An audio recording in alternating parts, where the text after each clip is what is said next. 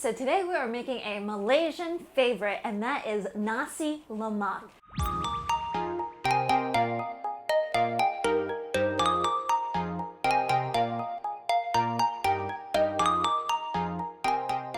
It literally translates into creamy, rich rice, and the rice for sure is just super fragrant with like coconut milk, with lemongrass, with pandan leaves. I could eat the rice by itself. But there is more. Of course, there is that famous sambal sauce that uses a ton of chilies that we have found a way to make without all of those anchovies. So really, it's just a flavor explosive recipe, so I can't wait to show you guys.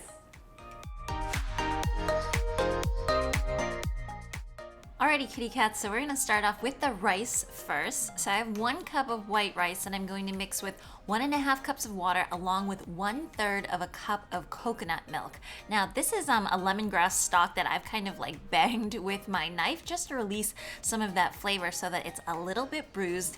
And then afterwards I'm going to stick 2 pandan leaves in there, and this rice turns out to be uber fragrant.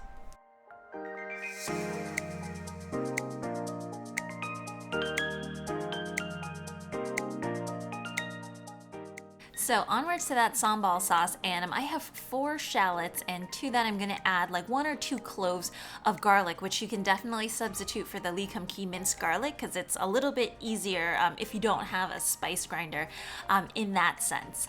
And then time for the chilies. So it's 10 to 15 dried chilies. If you are like me and you don't do spice that well, I emptied out all of the seeds because I cannot handle spicy at all. But if you do like spice, feel free to put more chilies in and leave the seeds in.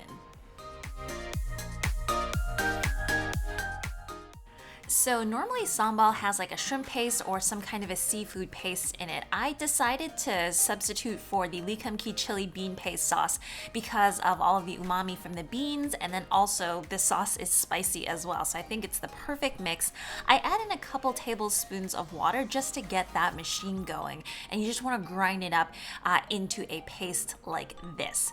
So set that aside, and now what I have is 1 teaspoon of miso. Again, I'm trying to mimic kind of that umami flavor that you get from like a fish or a shrimp paste. So I've added that in along with 1 package of this roasted seaweed. Again, bringing that seafood back the best that I can. To that, I'm going to mix in 2 tablespoons of tamarind paste along with 1 cup of water, and I've mixed that around a little bit and let it sit there for right around 10 minutes or so. Afterwards, I'm just putting it into the blender and then straining out the seeds.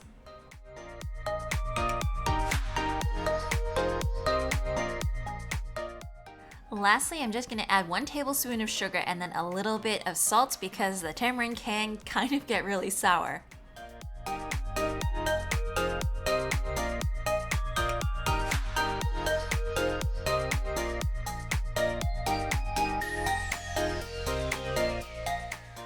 So time for the frying of the sauce. I have a couple tablespoons of oil over like medium heat or so, and you want to start with that red chili paste first and fry it for, I'd say, right around 3 to 4 minutes on medium-high heat, just so that the fragrances start to release and you start to smell that nice chili sauce.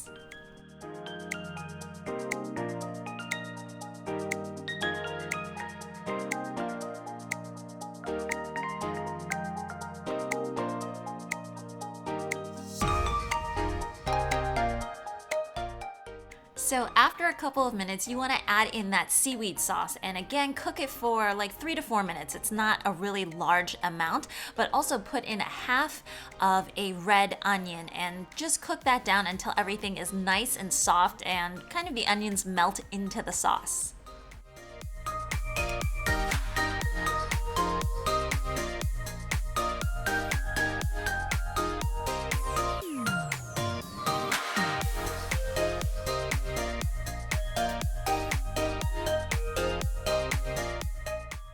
So the last part of the Nasi Lemak is a bit like a salad. You just put everything together. So I have a little bit of cucumbers, some toasted peanuts, some fried shallots. This is some tofu cubes. You can choose to use meat chunks if you want, and that just kind of adds like a nice little something extra to the dish.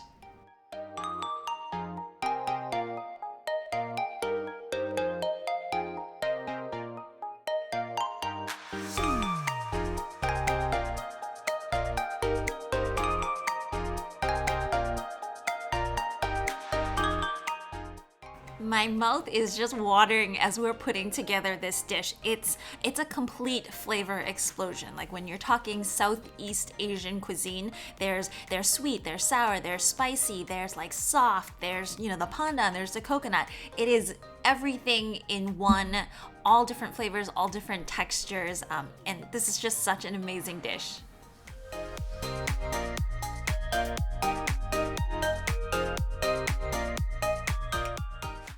Oh, I forgot to mention, you guys have seen me make the vegan egg before, so I'll put that recipe down below, but I decided to kind of up it on the veggies today, and that is just daikon that I have cooked a little bit, and then I colored the middle with some turmeric and flavored it with some black salt so that it would kind of be eggy, and yeah, that's pretty much it.